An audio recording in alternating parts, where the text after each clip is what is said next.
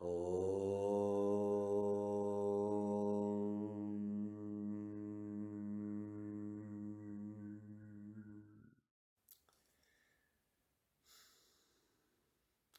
talk about seva, which means selfless service. It's more than selfless service. It is selfless service towards the divine without expecting anything in return. It is a spiritual practice, and so it is sacred. And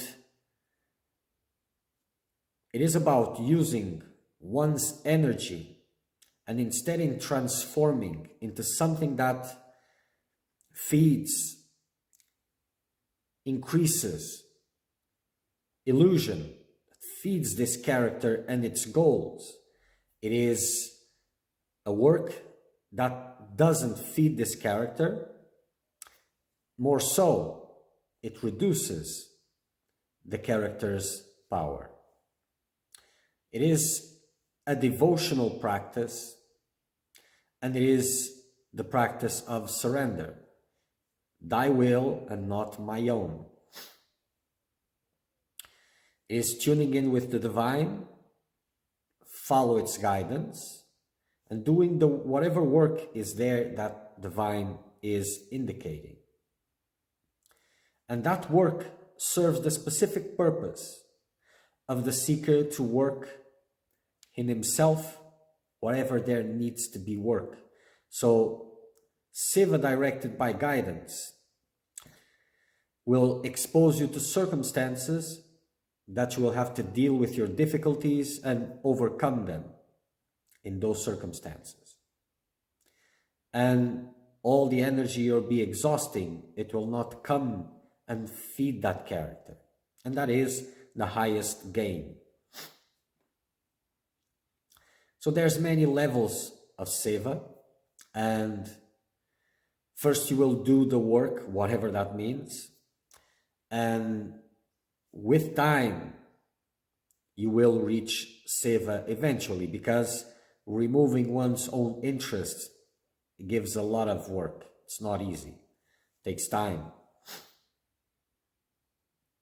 So there are different kinds of seva. The highest seva, the one which is most beneficial to the seeker, it is Guru Seva, surrendering your life at the feet of the Guru and serving him. And by serving the Guru, you serve all mankind as an instrument of divine will.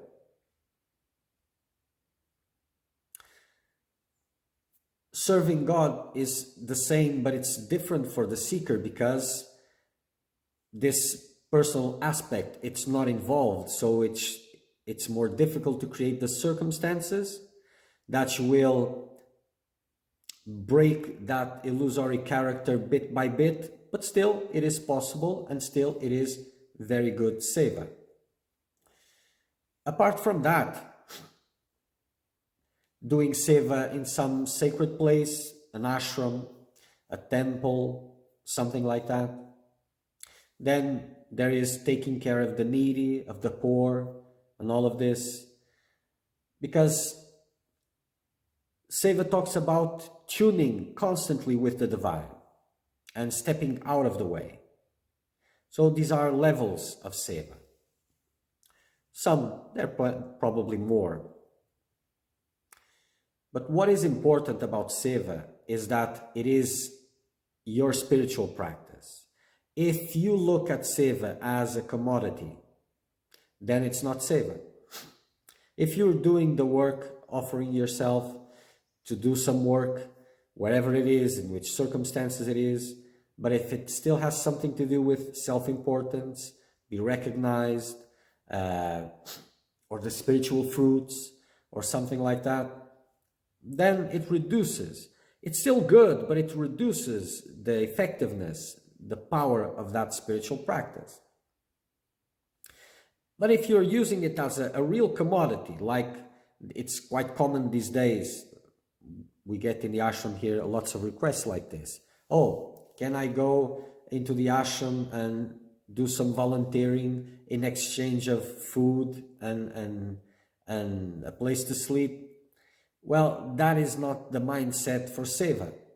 You see, if you are fit and if you can serve in an ashram and you cannot afford it, but you show that you are a seeker of truth, you're sincere, and you really want to work, you don't need to make this exchange. It will happen.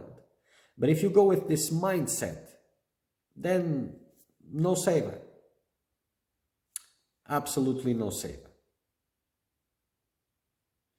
Because seva is your spiritual practice. How can it be a commodity? How can you use it to exchange something? And if you're doing so, it is not seva, because in your mind you're gaining something and you're giving something in exchange, so it's not seva. Seva is a very, very important spiritual practice. And for those who are in a serious quest for truth, it is the pinnacle of service, of selfless service. People usually tend to, seekers of well-being, usually tend to look at their lives as, okay, so I want to discover my mission, what I have to do here, and help others, and this and that. Well, even that it is good, but it's not seva really. Because seva is to become an instrument for divine intervention. And as being an instrument, you don't choose what kind of work you do. You do the work that guidance tells you to. In this way, you will not be following your preferences, you will not be feeding your ego, you will just be doing what you're told to do. In this way, you can continue your spiritual practices, you can use your energy to remove the food out of the character's mouth, and in that seva, you can tune, because that's what seva is, tune with the master and work on your devotion and surrender.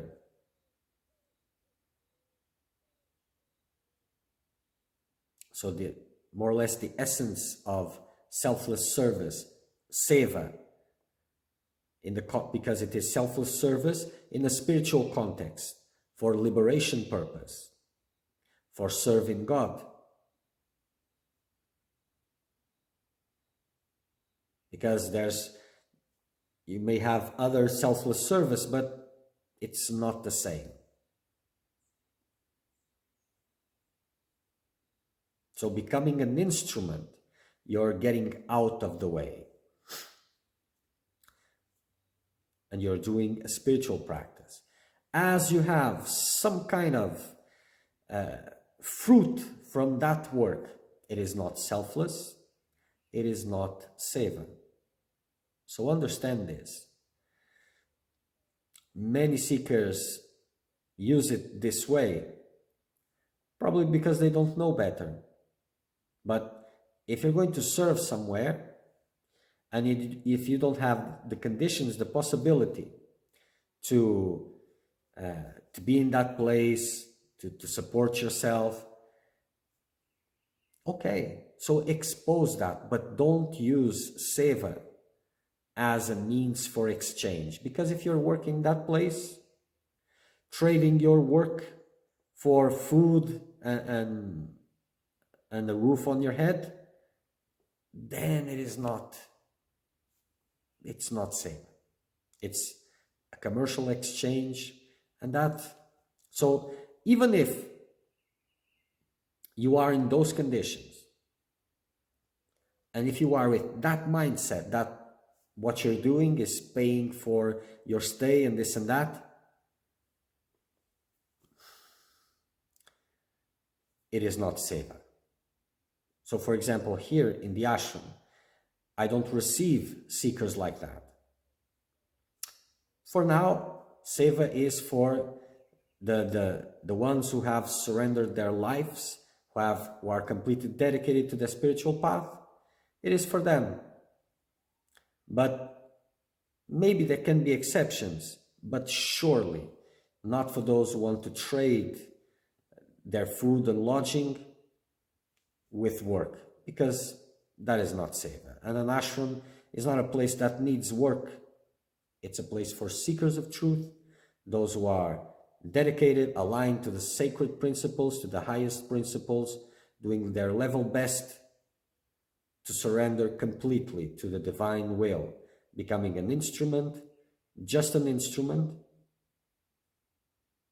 and seeking liberation, not any kind of praise or name or fame or whatever. It's a very important practice, seva. And whatever is the measure that fits in your life, try to apply it. Even if it is just for one day or two, do something for someone, whatever, that doesn't feed you. All the time that you are using, it's important. And the time that you use to feed the character is time that you're using against your purpose of liberation. And the time you are using to cut the food of this character is the time that you are using well for your liberation.